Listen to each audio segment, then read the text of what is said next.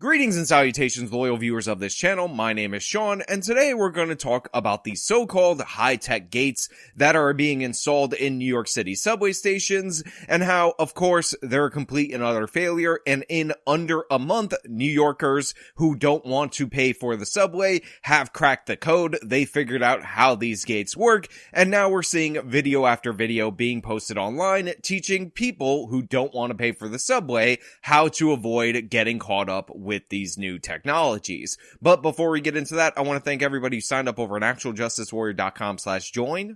Give me the money.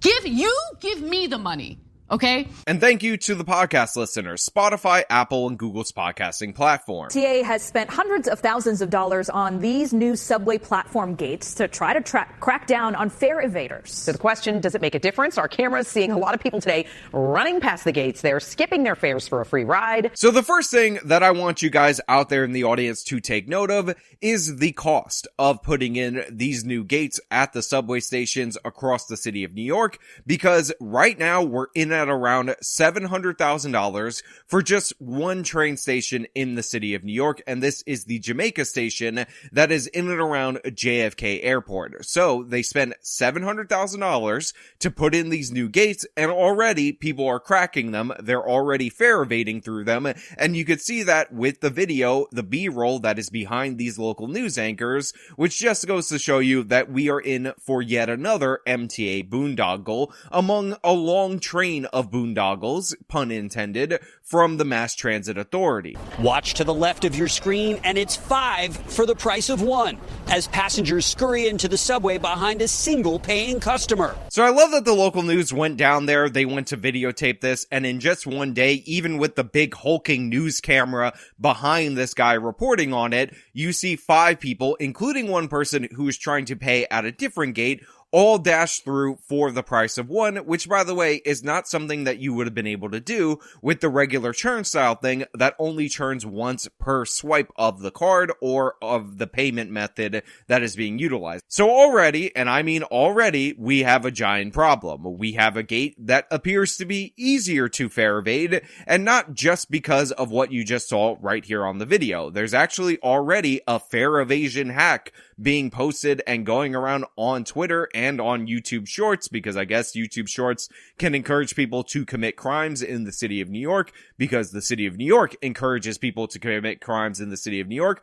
which shows you that if you put your hand by the sensor when you're supposed to be going over, it will read you as somebody on the other side and open up for you. Absolutely great stuff right there. Definitely worth the $700,000 price tag for just this one station. We're learning, and I'm learning with our customers. Kumel Arroyo is the MTA's Chief Accessibility Officer and Senior Advisor to the MTA Chairman. I wanted to see how the customers were going to utilize that gate, good and bad. So I just want to say, this guy who's like, we're learning, and I'm learning with the customers, I hate him. I hate his face, and I hate everything about him, because guess what? When people are not paying, they're not customers. They're thieves. Theft of public services is what is going on right here. And your fancy new gate, your new technology that you're already having to defend just 1 month in, now that people have cracked it, isn't living up to the promises put forward. And that's because what actually needs to happen to reduce fare evasion is for us to have law enforcement arrest people for fare evasion. 1 month into the $700,000 pilot program, it's easy to see what still doesn't work. Watch the guy in the backpack scurry behind a paying customer. Now watch this woman put down her big box, which inadvertently opens the sensor gate. Here at the Actual Justice Warrior channel, we appreciate the local news. We appreciate on-the-ground reporting, even from outlets whose perspective we disagree with. That being said, saying that this woman inadvertently put her bag over the gate, which, by the way, these gates are meant to open in a way that you can pass through with your bag and then just walk through like it was a happy accident, is absurd and ridiculous in every possible way.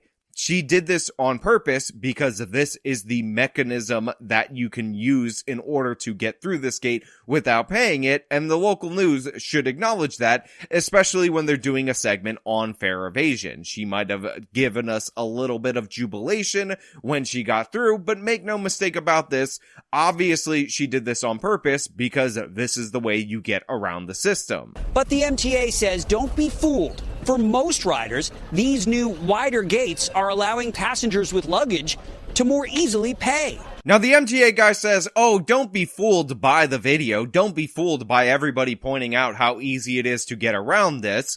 Right now, when this just started, before people figured it out, we had a little bit of an uptick in people paying for this station at this particular location. So that means it's all good in the hood. Again, that's because we only started to see people broadcasting very publicly how to beat the system here. So expect that number to go down because guess what? Across the city, fare evasion is dramatically up. Let's get into the numbers so you could understand how bad things actually are. A special panel found the MTA lost $500 million to fare evaders in 2021, $690 million in 2022, a 38% increase. The panel's main finding, the fiscal losses caused by fare and toll evasion are staggering. Yeah, you heard that correctly. In 2021, fare evasion was at $500 million. In 2022, that jumped up to $690 million, aka almost $700 million a loss in people not paying for the subway. And to be real, there's an easy way to stop this problem. There's an easy way to solve it,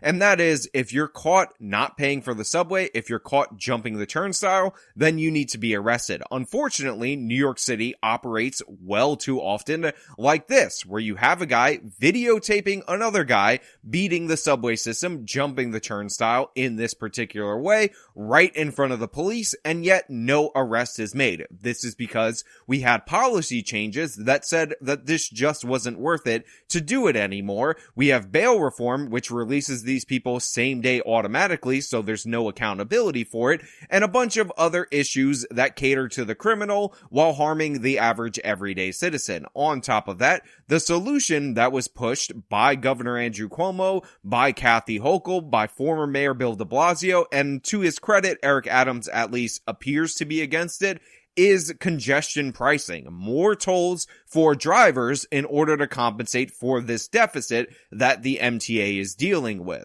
We run the risk of having the culture of fare evasion becoming permanently embedded in our community. So without getting too conspiratorial about this, I think that the city of New York is not actually all that concerned with fare evasion. I think that the city of New York wants to implement new things in order to tax people in new ways, like congestion pricing, like putting speed cameras on the highway, which by the way is something that they want to do and they're going to start doing very soon, and like adding noise cameras that fine people $800 for honking their horn in the city of New York, which by the way is also something that is being implemented. The fact that the MTA is always on the verge of going broke provides all of these different pretexts in order to tax drivers, in order to destroy other parts of the economy, and the people in power in the city of New York will never let an opportunity like this go to waste. Even if a congestion price, a toll for driving in the city, is going to raise the cost of absolutely everything because goods are transported throughout New York City on trucks just like everywhere else, and raising tolls are costs that are going to be passed down to the consumers. And by the way, what makes this incredibly stupid and much, much worse is we already know that enforcing fare evasion, actually arresting people for jumping the turnstiles, has so many positive downstream effects on criminality, not to mention the fact that you're creating a deterrent for people jumping the turnstiles. It was discovered way back in the 80s when William Bratton was the head of the MTA police before he was the NYPD commissioner, that when you arrest people doing this kind of thing, you actually have the downstream effect of driving down theft and other crime in the interior of Manhattan. This is because people who are going to violate bigger laws, who are going to pickpocket, who are going to do all of these crazy things once they get into the city, are also likely to be the same kind of people who will not pay for the subway and follow the rules of society in their particular neighborhood.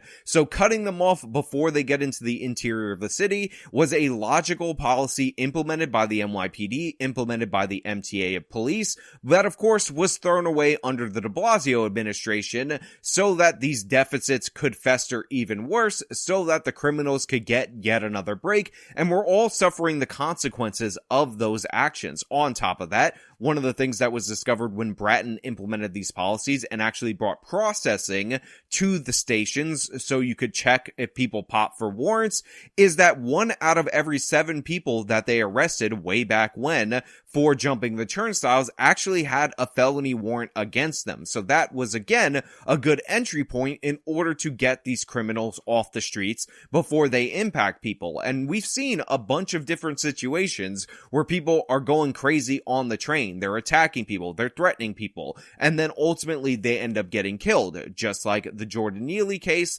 just like that other case with the stabbing, which, of course, because the suspect was not a white person, the charges were dropped. You end up in situations where the people of New York have to suffer due to these people who aren't paying for the train being in there all the time and causing immense problems, immense trouble. In recent months, they've tested high-tech solutions, like this model. Watch what happens if you try to sneak behind another passenger. A buzzer sounds. The problem? It's not on the market yet. I mean, even that gate right there that does the big beeping noise when somebody doesn't pay for the train, when somebody gets in behind the next person, isn't going to mean all that much if there's no enforcement mechanism behind this. All we're doing right here is paying off somebody who owns a company who's likely a politically connected constituent of the mayor or of members of the city council in order to line their pockets without actually solving the problem. They've actually put up less effective barriers than we had before because, again, these gates remain open for multiple people to cross through, and whether they have a buzzer or not, if there's nobody making an arrest on the other side, they're just going to walk through whether, again, there's a buzzer or not. Because you just made it all the easier for them to do so. Look, the fact of the matter is, fare evasion is a real problem. The MTA is running deficits year after year. They're going broke because apparently only the government can lose money doing trains in the city of New York, and that leads to other taxes, other things like congestion pricing that affect other law-abiding citizens rather than cutting to the heart of the issue. And for those of you who are like, this is just a crime of poverty, you're trying to arrest the poor, Sean, how dare you? I will point out that there are a number of programs that make it easier, less expensive, and sometimes even free for people to ride the subway in the city of New York if you're actually genuinely in poverty. All you're doing by putting the poverty blanket over this problem is covering up for the criminals, allowing theft to run rampant in the interior of the city, allowing people who could be stopped and popped for warrants to get through off scot-free without any issue, and creating deficit after deficit year after year for the MTA that, of course, is being paid for on the backs of drivers. So while I would like to do a more happy video about how this is another goofy failure of the MTA, in reality, in actuality, they're getting everything that they want. They're getting new revenue streams despite the fact that they don't deserve it, and the city council and the mayor are getting to pay off a company that likely contributed to most, if not all, of the people who are approving this frivolous spending. It is corruption 101, and that's how I feel about it. But if you disagree with me, let me know your wrong opinion down in the comments below. If you like this video, then show me by leaving a like, subscribe for more content, follow me on my social medias, support me via the support links in the description of this video. This has been me talking about the MTA failing yet again. Till next time.